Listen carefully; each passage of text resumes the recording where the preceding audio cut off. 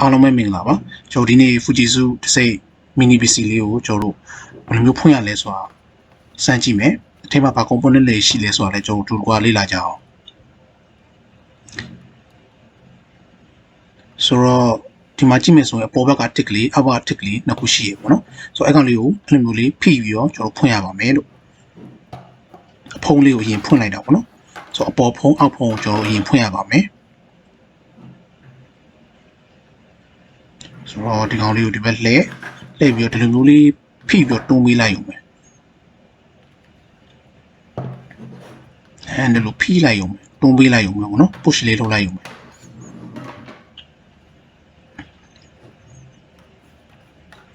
ဆိုတော့ဒါကတော့ DVD drive ပေါ့နော်ကျွန်တော်ဖြုတ်မယ်ဆိုလည်းရတယ်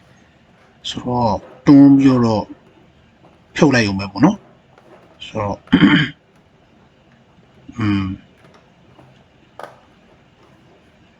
ဆိုတော့ရတယ်လောဆယ်တော့ထားလိုက်ပေါ့နော်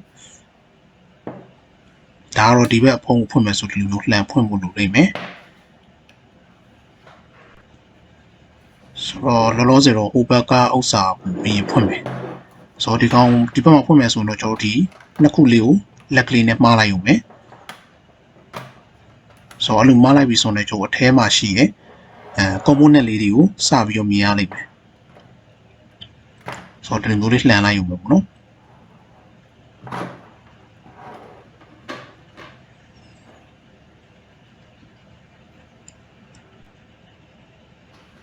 ဆိုတော့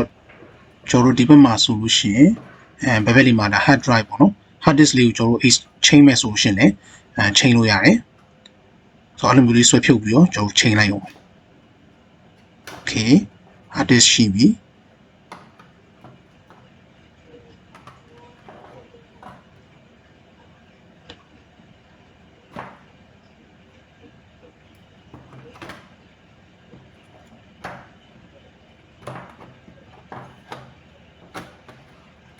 okay ဆိုတော့ကျွန်တော်လောလောဆယ်ပြန်ပြီးတော့ဖုံးလိုက်မယ်ဆိုတော့ပြီးရင်ကျွန်တော်ဒီဘက်တစ်ချမ်းကဘယ်လိုဖွင့်ရမလဲကျွန်တော်ဆက်ပြီးကြည့်အောင်ဟုတ်ပြီဒီဘက်ဥစ္စာဖွင့်မယ်ဆိုရှင်ဒီမှာအစိမ်းဘက်ဘက်မှာစိမ်းကလုတ်လေးရှိရဲ့အဲ့အောင်ဘက်ဘက်ကိုတွန်းရမယ်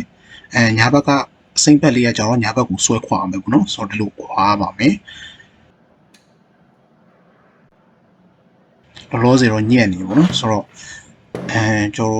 တနေရာမှာများ screw ရင်ဖြုတ်ကြည့်လိုက်တာပုံပေါင်းတယ် screw လေးရင်ဖြုတ်လိုက်မယ်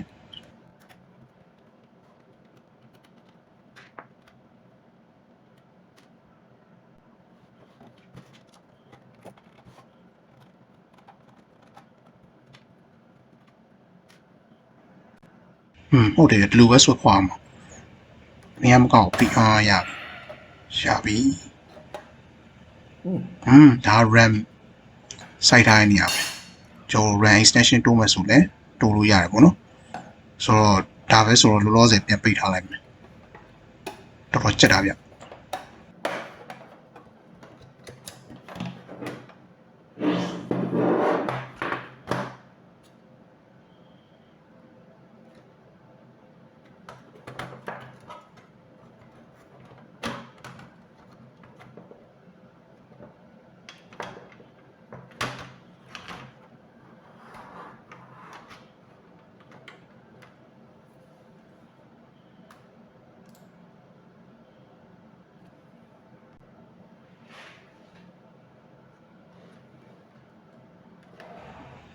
ဟုတ်ပြီကျွန်တော်ဒီ fan အစိမ်းရောင်လေးကိုကျွန်တော်ဖြုတ်မယ်ပေါ့နော်ဆို open ကဘယ်နဲ့ညာနဲ့ခွာမှာဟုတ်ပြီခွာလိုက်မယ်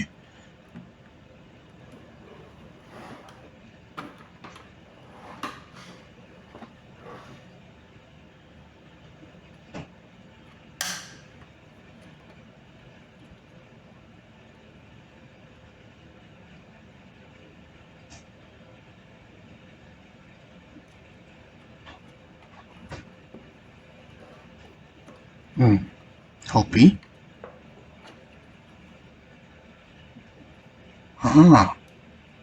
ထဲမှာကBIOS battery လေးပေါ့နော် CMOS battery ပေါ့ဆိုတော့အဲ့ကောင်လေးရှိမယ်အဓိကတော့ကျွန်တော်အဲ့အောင်လေးချင်တာပေါ့နော် ဆိုအဲ့ဒါလေးတွေ့ပြီဆိုတော့ကျွန်တော်တို့ဒီမှာ CMOS battery အသက်ကလေးရှိမယ်အကောင့်လေးနဲ့ကျွန်တော် live လိုက်ပါမယ်လို့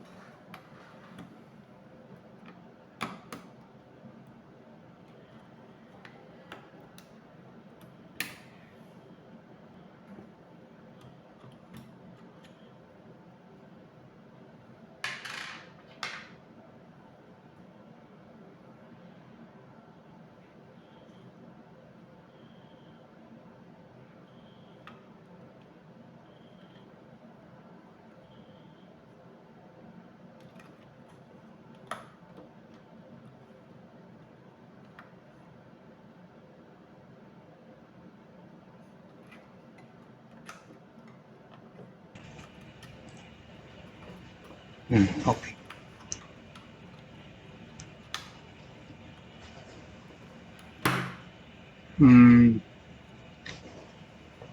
ဟုတ်တော့မဟုတ်သေးဘူးခင်ဗျားဒီအပေါ်နားလေးကကြီးဘက်လေးကဟိုဘက်ထရီလေးကိုငုံထားမှာပေါ့နော်ဟောအဲ့အကြောင်းကျွန်တော်ပြန်ခွာလိုက်တယ်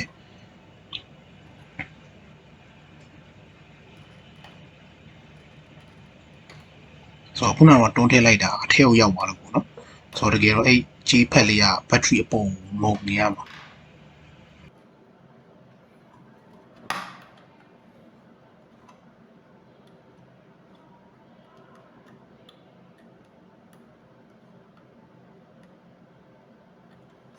ဆိုတော့ဟုတ်ပြီပြီးတော့ကျွန်တော်ပြန်ပြီးတော့ဖုံးလိုက်တော့မယ်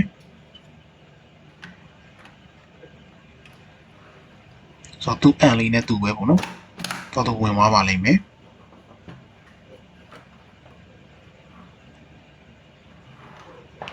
ဆိုတော့ကျွန်တော်ခုနကဖွင့်ခဲ့တဲ့အတိုင်းကျွန်တော်ပြန်ပိတ်လိုက်အောင်မယ်အဲ့ဒါဆိုရပါပြီ